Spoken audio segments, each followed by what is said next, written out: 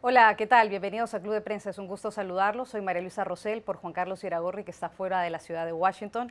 A nombre de él, le doy la bienvenida a los invitados al programa del día de hoy. En primer lugar, a José Díaz Briceño, corresponsal del diario Reforma de México. Bienvenido, Gracias. José. Dori Toribio, la corresponsal de Mediaset España. Bienvenida también. Muchas gracias. Y por supuesto también a Arturo Sarucán, el ex embajador ante la Casa Blanca de México, que estuvo aquí en Washington, consultor político y columnista del diario El Universal de México. Buen día. Gracias a los tres. Vamos a comenzar con las últimas informaciones que se conocen, porque el presidente Donald Trump aplazó la reunión que iba a tener con el presidente de Rusia, Putin. Ese anuncio se había hecho luego de la conferencia de Helsinki y luego el presidente había reiterado la invitación. La Casa Blanca ha anunciado que esa reunión con el presidente Putin no se va a dar. En esta conferencia de prensa con el presidente Putin en Helsinki, como todos recordamos que fue muy controversial, entre otras cosas el presidente Donald Trump no condenó la interferencia de Rusia en las elecciones presidenciales de 2016, se rehusó a reconocer que hubo esa interferencia y además apoyó al presidente Putin, que negó en esa conferencia que hubo tal interferencia, pese a que todas las agencias de inteligencia de manera unánime en los Estados Unidos dicen que sí hubo interferencia de Rusia en las elecciones. Hay un contraste entre lo que dice la Casa Blanca, el presidente Trump y su consejero de Seguridad Nacional, John Bolton, y lo que dicen los representantes del Partido Republicano, el presidente de la Cámara de Representantes, el líder del Senado, Mitch McConnell, y el propio secretario de Estado, Mike Pompeo, que tuvo una comparecencia ahí en el Congreso, frente a lo que dice el presidente y la Casa Blanca. John Bolton dice que el argumento para postergar esa reunión entre Putin y Trump es que tiene que terminar la investigación del fiscal especial Robert Mueller, la calificó como una cacería de brujas. El presidente de la Cámara de Representantes, Paul Ryan, y el líder del Senado, Mitch McConnell, rechazan la visita de Putin o la posibilidad de la visita de Putin al Congreso. Ryan ha dicho: Putin no será bienvenido al Congreso, esa invitación se reserva para los aliados de Estados Unidos. ¿Qué le parece a usted esta decisión de la Casa Blanca de postergar la reunión con Putin, y si son verdaderamente esos los argumentos los que esgrime la Casa Blanca y el consejero de Seguridad John Bolton, las verdaderas razones por las que se posterga la cita? Pues para variar, un mal paso diplomático, porque se dio a conocer una visita a la Casa Blanca que no estaba asegurado que Putin aceptaría tomar. Recordemos, el propio Bolton fue el que había dado a conocer que se había extendido esta invitación, pero se había dado esta información como una especie de distractor luego de la reunión entre Putin y Trump en Helsinki, que había sido tan cuestionada, y era de alguna manera para cambiar el ciclo noticioso de 24 horas o hasta menos que está ocurriendo en estos días. Y ahora obviamente la Casa Blanca, con la cola entre las patas, tiene que decir pues no. Hay también, como bien dices, la razón más de fondo de la oposición de los republicanos aquí, las consecuencias que tendría para la imagen del presidente ya en el tema ruso. A mí me llamó la atención mucho ese dato de 73% de los estadounidenses, según la encuesta de Quinnipiac, diciendo que Putin había logrado su objetivo de triunfar sobre Trump en Helsinki.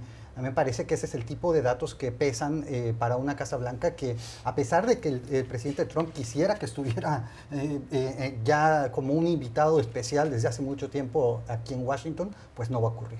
¿Qué le pareció a usted hoy? ¿Se aplazó por esos argumentos que tiene la Casa Blanca, o más bien el presidente se asustó por las consecuencias de la conferencia de prensa y decidió no seguir adelante con su plan? Hay un poco de todo, y es importante, como hacía Pepe, dibujar el contexto de cuándo y por qué toma lugar esta decisión. Primero es que Putin nunca aceptó la reunión. Llevaban toda la semana haciéndose un poco, no sabemos, bueno, vamos a ver, porque acabamos de reunirnos. El Kremlin nunca dio una respuesta definitiva a la Casa Blanca, con lo cual esa invitación queda en el aire. Y eso es algo que el presidente Trump no puede aceptar. Una invitación que se extiende es como si alguien tiende la mano para dar un saludo y la otra persona no le responde. Eso es una situación diplomática muy complicada. Y como sabemos, a Donald Trump esos gestos no le gustan, así que esta puede ser una de las razones. Pero después hay otro contexto también muy importante, que fue esa comparecencia del secretario de Estado Pompeo en el Congreso, cuando dijo rotundamente, cuando declaró bajo juramento que Estados Unidos nunca va a aceptar la anexión de Crimea por parte de Rusia, y que exige, y que siguen exigiendo, que se restaure la integridad territorial de Ucrania. Esto es algo que, como sabemos, siempre ha mantenido la administración estadounidense, pero que el presidente Trump se resiste a decir. Y esta es una de las preocupaciones de qué pasó en esa reunión a solas entre Donald Trump y Putin. De 2 horas. si este fue uno de los temas que se puso sobre la mesa. Como sabemos, en el Congreso hay preocupación sobre esta reunión. La Casa Blanca no ha revelado detalles, seguimos sin saber qué pasó, y mucha de la preocupación también entre los republicanos en el Congreso es precisamente si este fue uno de los temas que se abordaron y si el presidente Trump no condenó de manera rotunda, como no ha hecho públicamente, ya no solo la interferencia electoral, sino este tema en Crimea. Y luego también es muy interesante cómo la Casa Blanca, para cancelar esta reunión o para posponerla hasta 2019, pone sobre la mesa la investigación de Mueller, que es un dato muy curioso, sobre todo porque horas antes el presidente Trump lanzó este tuit que resulta muy difícil de entender o haciendo una predicción sobre estas elecciones de noviembre en 2018, diciendo que estaba preocupado porque Rusia iba a ayudar a los demócratas a ganar en las elecciones, lo que es confuso a muchos niveles, empezando por el hecho que Donald Trump nunca ha aceptado rotundamente la interferencia de Rusia en las elecciones, y ahora en este tuit no solo la acepta, sino que además dice que esta vez van a ayudar a los demócratas.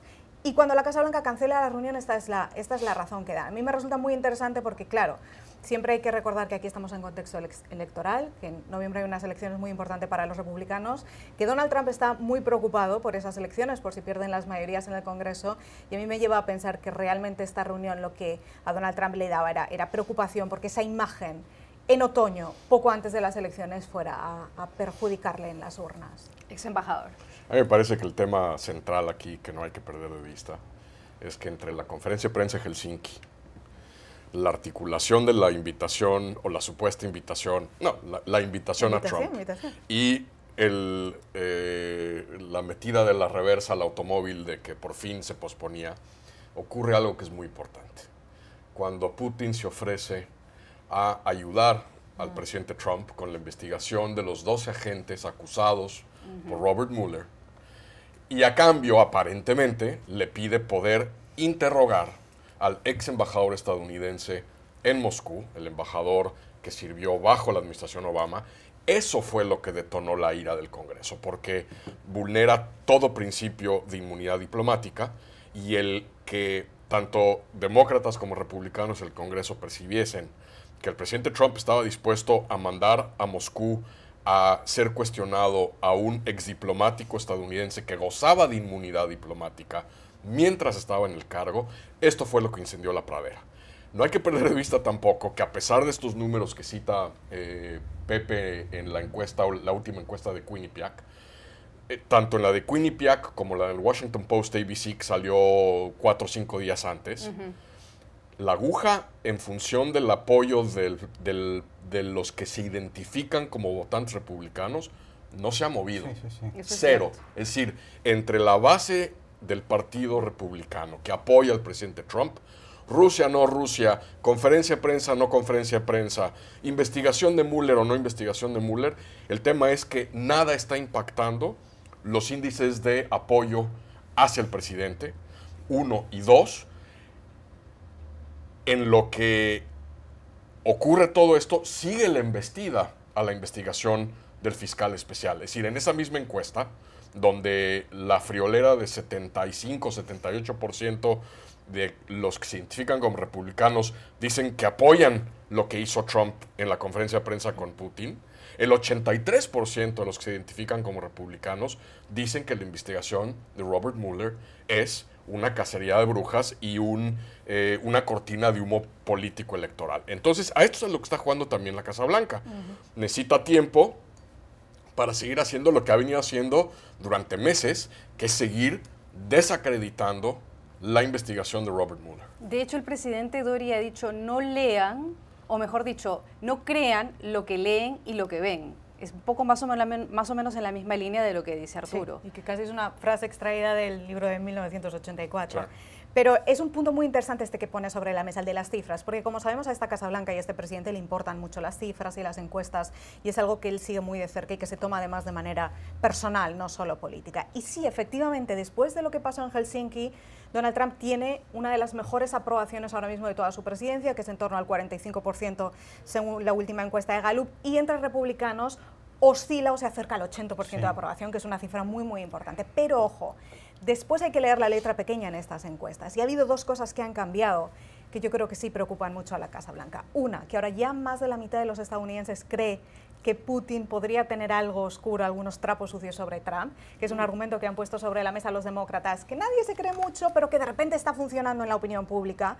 Y esto yo creo que es una especie de bandera roja para la Casa Blanca. Y dos, por primera vez más de la mitad de los estadounidenses apoyan la investigación de Mueller, dicen que hay que seguir adelante y no solo eso, sino que apoyan que el Congreso tome medidas para proteger al fiscal especial para que concluya esta investigación.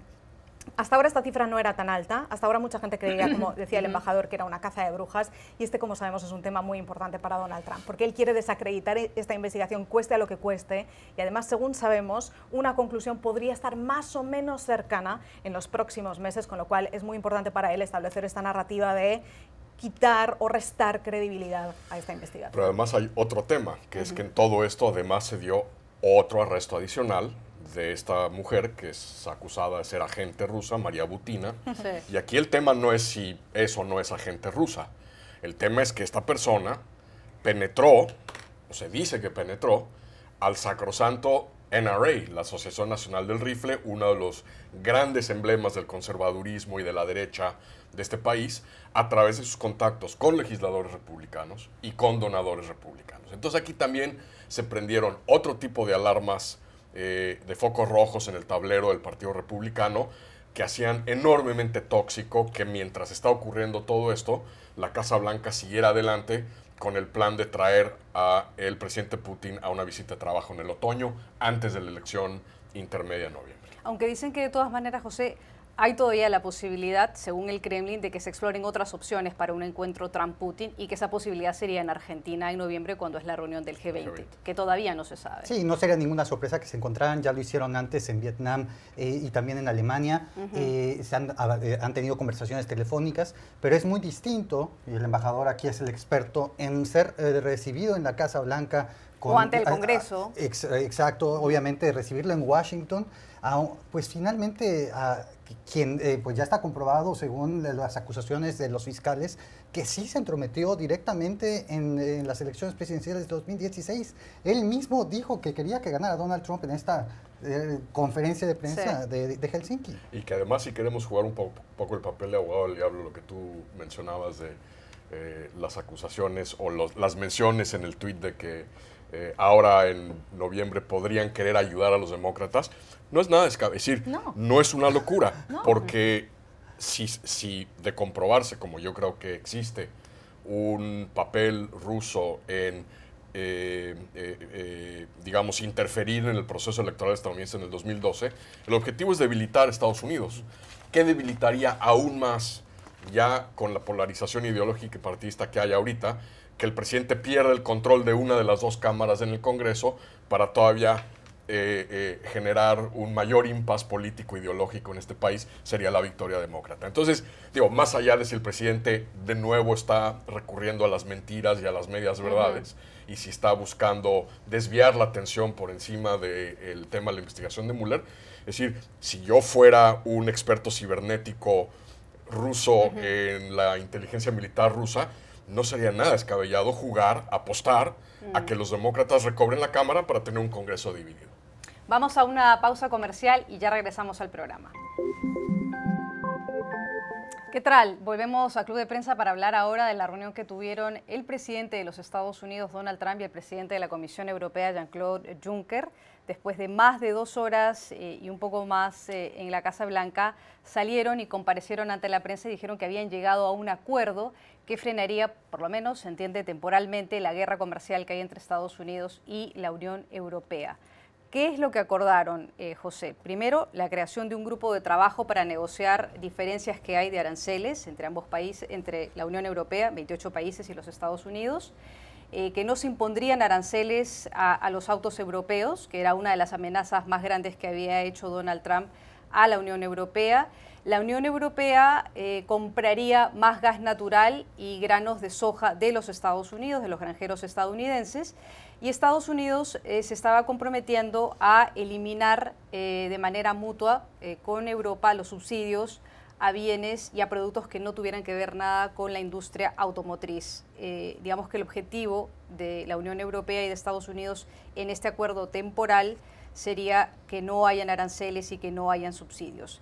La pregunta es cómo va a ser los Estados Unidos y Europa para llegar a concretar este acuerdo, teniendo en cuenta que Estados Unidos es un país, pero Europa son 28 países?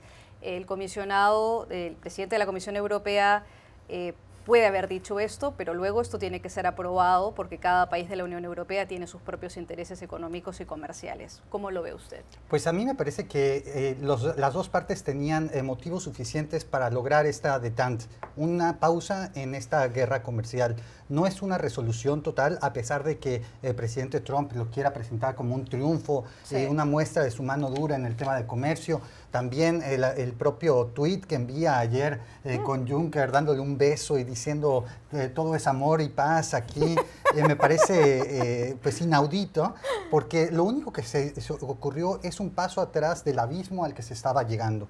A los dos, a la Unión Europea le conviene que se haga una pausa en esta consideración de aplicar aranceles a las autopartes y autos que vienen a Estados Unidos, como ha amenazado el presidente Trump. Y al propio presidente Trump también le sirve mucho porque la presión por parte del Congreso, la bancada republicana en el tema de comercial estaba llegando a unos límites pues realmente delicados.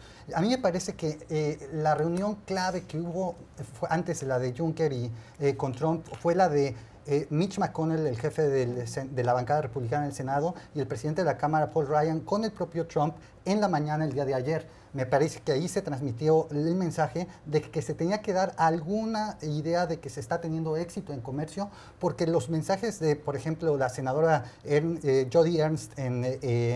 Joni Ernst en Iowa eran dramáticos. Decía, los granjeros estadounidenses no están soportando las represalias de esta guerra comercial y necesitamos acuerdos pronto. Hablando de algo con la Unión Europea, pero también, y seguramente lo trataremos más adelante, alguna resolución en el tema del Tratado de Libre Comercio con América del Norte. Dori.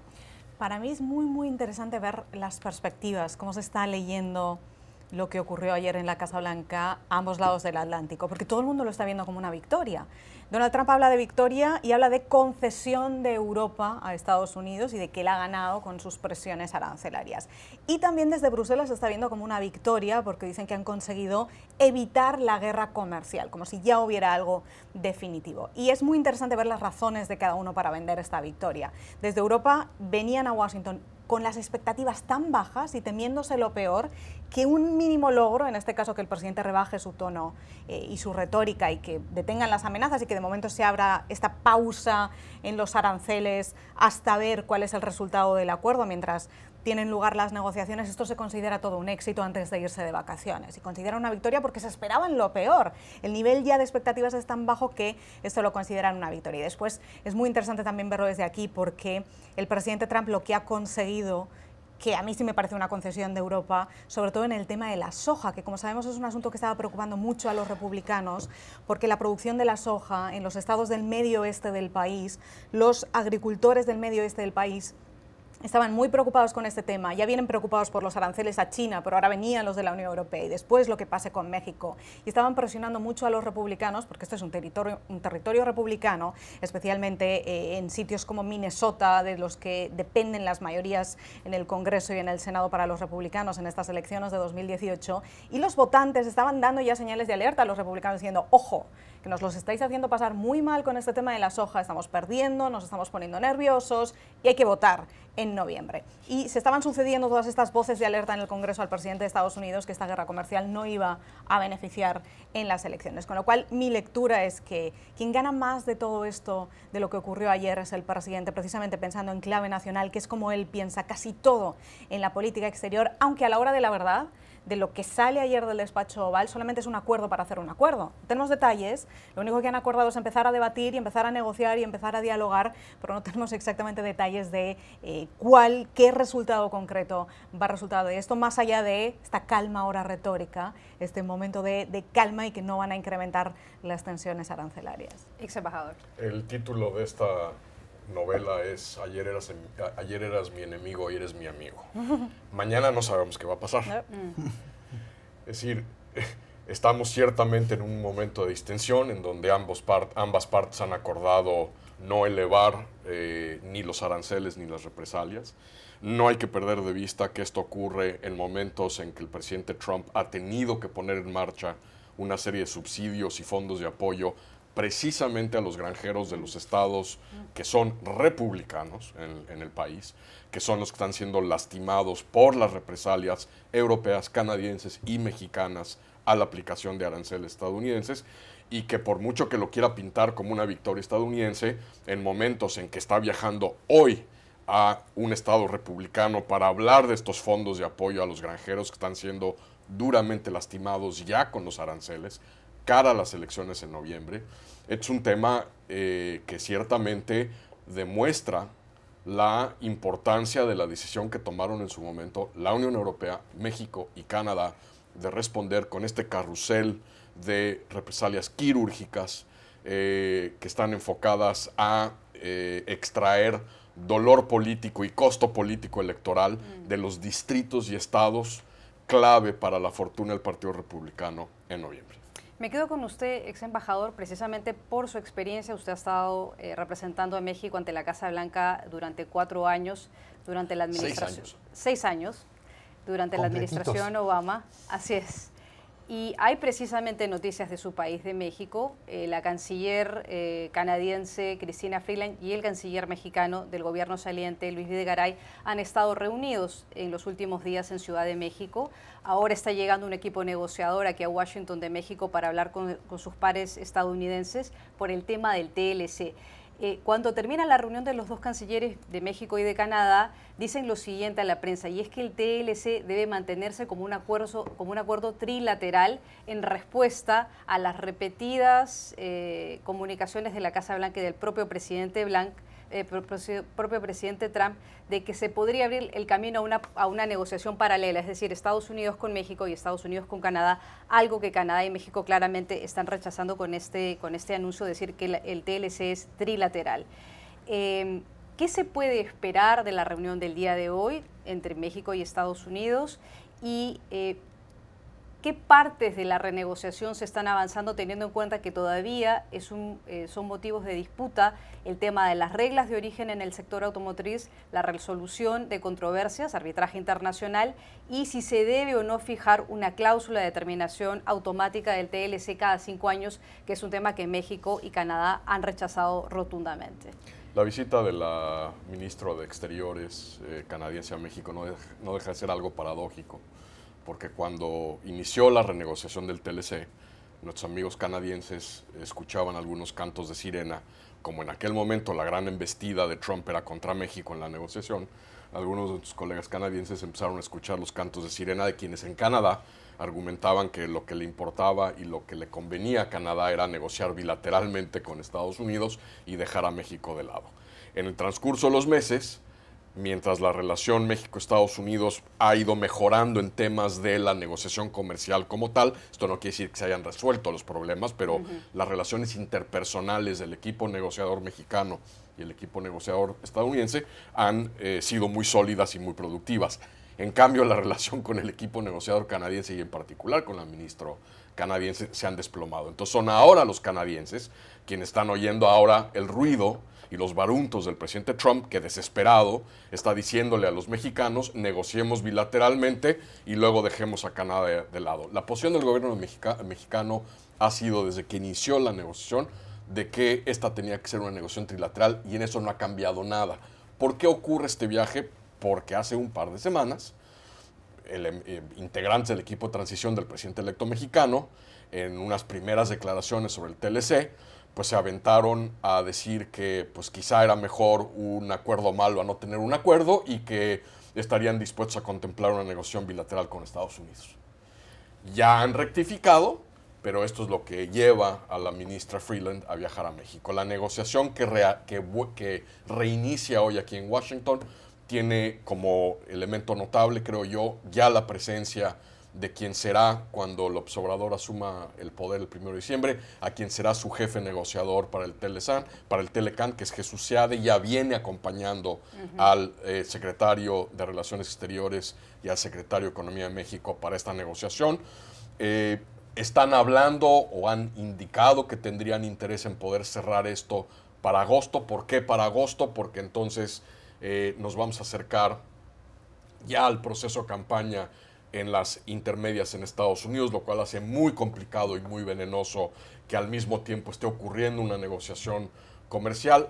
Yo no descarto tampoco que el equipo del presidente electo mexicano esté apostando a que sea el actual gobierno el que termine la negociación para no tener que lidiar con esto a partir del 1 de diciembre, que el tema esté resuelto, que esté negociado y apostar a que el gobierno actual pueda cerrar esa negociación. Ahora, del dicho al hecho hay un trecho, porque efectivamente estamos acercándonos a un punto, creo, de acuerdo en el espinoso tema de las reglas de origen para el sector automotriz, pero quedan 3 o 4 otras cápsulas venenosas: la resolución de disputas, las compras gubernamentales, este tema de una cláusula de terminación, que siguen sin resolverse. Entonces, lo que creo que podemos empezar a ver a raíz de la reunión que será hoy y mañana aquí en Washington es, espero, un mayor avance en el tema de reglas de origen, cerrar los demás capítulos no contenciosos que ya han ido avanzando y que es cosa de acabar de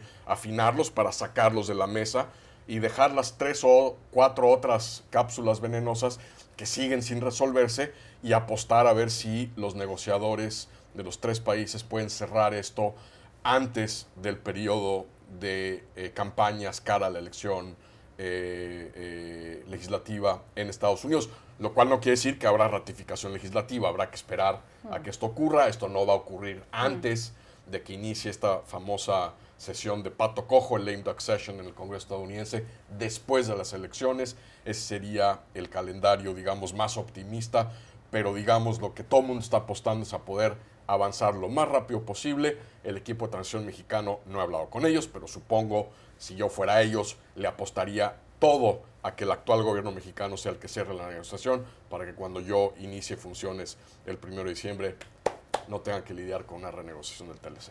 ¿Es mejor que el actual gobierno efectivamente mexicano cierre las negociaciones a esperar un gobierno de Andrés Manuel López Obrador? Pareciera que hay un poco de preocupación ante la posibilidad de que Andrés Manuel López Obrador, el virtual presidente electo de México, haga concesiones más allá de las líneas rojas que se han planteado. ¿Qué piensa usted? Bueno, obviamente desconocemos todavía una postura específica del equipo negociador nuevo, porque el que toma las decisiones en este momento sigue siendo el gobierno del presidente Peña Nieto. Y en general, fuera de estas desafortunadas comentarios en algunas entrevistas, en general ha sido muy benéfico que un candidato que se presenta, es de izquierda en México, defienda el Tratado de Libre Comercio. Es una cuestión altamente notable que después de 25 años la izquierda mexicana, que había estado tan escéptica del tratado, ahora esté realmente avanzando con esto. Es realmente muy notable, y que se esté integrando directamente a la negociación es otro tema, como decía el embajador, muy notable. Pero me parece que aquí Arturo Sarucán presenta la versión racional de por qué se necesita cerrar esto antes de las elecciones de medio término. Lo que no contamos, y lo que sigue siendo el factor de inestabilidad más grande desde que inició todo esto, el gorila en el cuarto, es la mente del presidente Trump sobre los temas tóxicos. ¿Cederá o no en la cláusula de terminación? ¿Cederá o no en el tema de meterle un autogol a los temas de solución de controversias en el TLC? ¿Realmente estará dispuesto a tomar alguna medida para alcanzar un acuerdo aceptable para México? Eso es algo que no sabemos.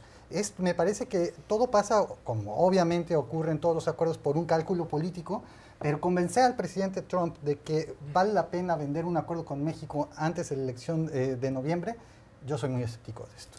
Hago un giro en la conversación para hablar de la periodista Caitlin Collins de la CNN.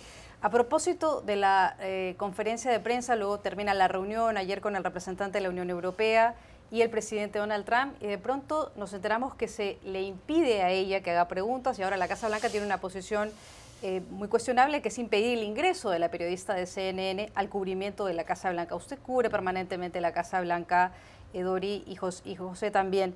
¿Qué opinión le merece esto? Es un tema muy complicado y yo no estoy segura que esto haya pasado antes en la Casa Blanca. Es decir, que la Dirección de Comunicación de la Casa Blanca impida a un corresponsal acreditado acceso a un evento abierto a la prensa, porque del evento que estamos hablando es esa comparecencia conjunta entre Trump y Juncker ayer en el Rose Garden, que cualquier periodista que estuviera acreditado en la Casa Blanca en ese momento podía acceder al jardín. Es decir, no era un evento, hay otros eventos que son cerrados o que solo tienen acceso el pool, que es el grupo de periodistas reducido de la Casa Blanca, este no lo era. Así que no estoy segura que esto haya pasado antes. Y sobre todo lo que no creo que haya pasado antes es la razón que dio la Casa Blanca ayer, que fue las preguntas que esta corresponsal de CNN planteó en un evento anterior en la Casa Blanca al presidente, que es algo muy común. Normalmente los periodistas de televisión se turnan en la Casa Blanca para ir a los eventos o cubrir lo que pase para los demás, y cuando se hacen estas coberturas se lanzan preguntas al presidente. Esto se hace siempre. Ella lanzó preguntas que tenían que ver con el abogado personal de Donald Trump, Michael Cohen, pero le preguntó al presidente si estaba preocupado porque hubieran más grabaciones, si se vayan a filtrar más grabaciones sobre los asuntos personales del presidente con su abogado, y también le preguntó si sabía por qué el presidente ruso Vladimir Putin no había aceptado la invitación de Donald Trump a la Casa Blanca. Es decir, temas muy espinosos, temas por los que sabemos que el presidente está muy preocupado, preguntas que no le gustaron a la Casa Blanca, y aquí es donde está el fondo del asunto. Es decir, que la Casa Blanca prohíba el acceso a un corresponsal acreditado, a un evento abierto a la prensa, porque no le han gustado unas preguntas, porque sencillamente son incómodas para el presidente de Estados Unidos y no quiere responder, esto es intolerable. De ahí la reacción del resto de medios, incluidos de medios conservadores como Fox, respaldando a esta corresponsal, que por cierto es una corresponsal excelente, y diciendo que la Casa Blanca ha abierto una puerta muy peligrosa, porque esta no es una cuestión política, no es una cuestión de colores políticos, ni siquiera es una cuestión periodística, es una cuestión de libertad de prensa y de libertad de expresión cuando se está restringiendo el acceso así a una persona acreditada. Es una medida muy lamentable y realmente cuando... O sea, realmente no puedo pensar otra cosa, es una decisión de una república bananera.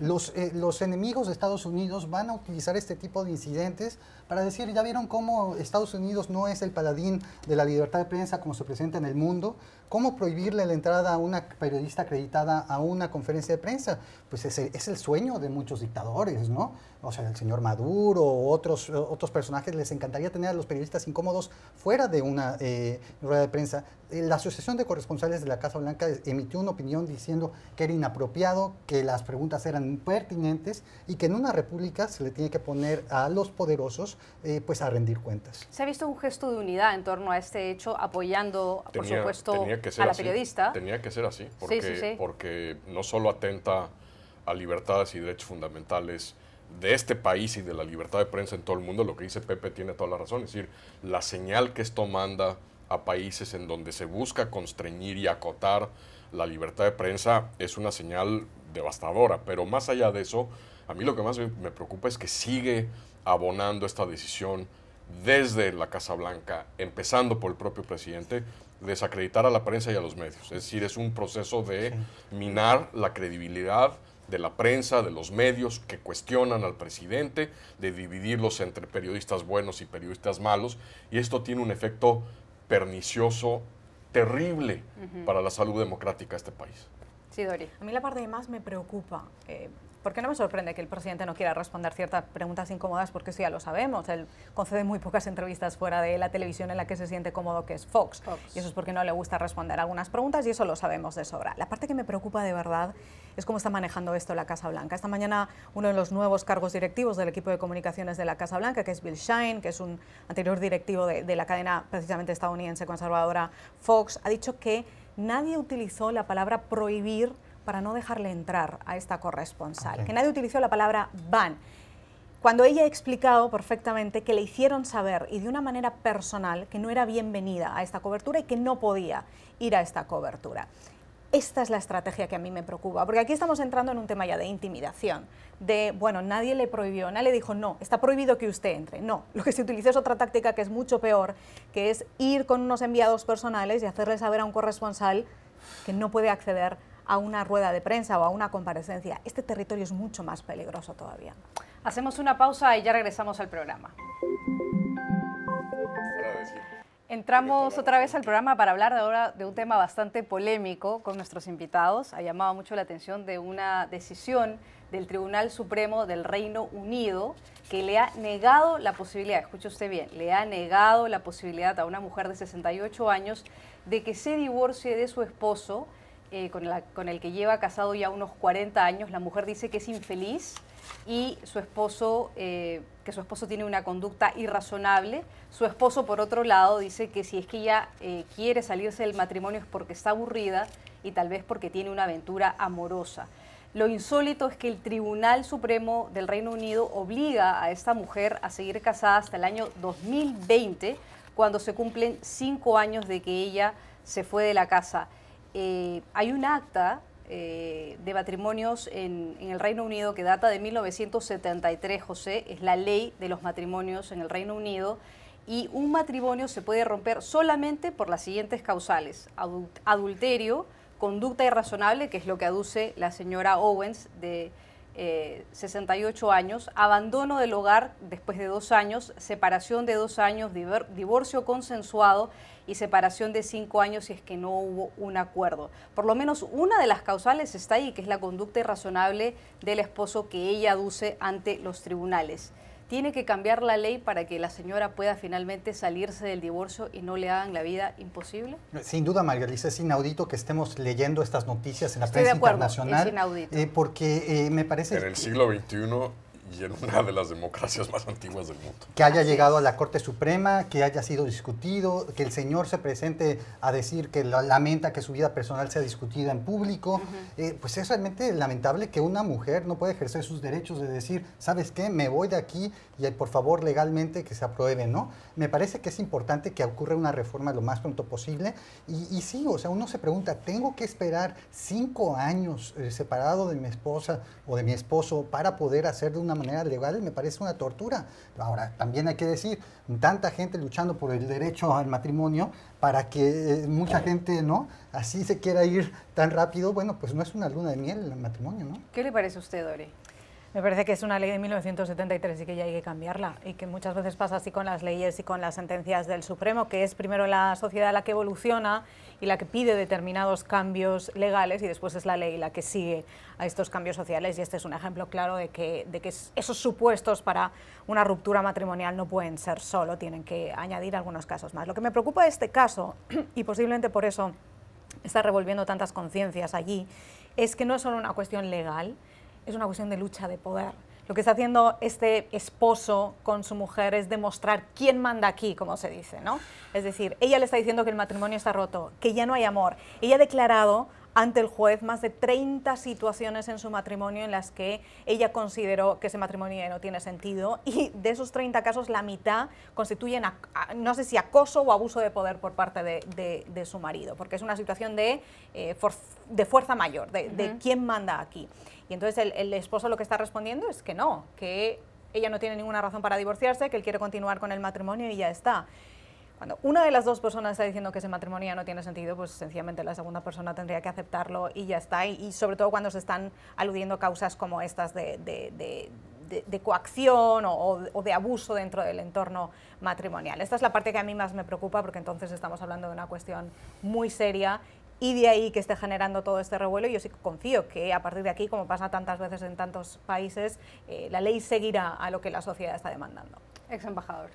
No tengo gran cosa que agregar, más que quizá decir que esto es lo que ocurre cuando las leyes, las constituciones se momifican y donde no hay la capacidad legal, jurídica, social, política, institucional para irlas modernizando y que reflejen las circunstancias actuales en las que la sociedad se desenvuelve.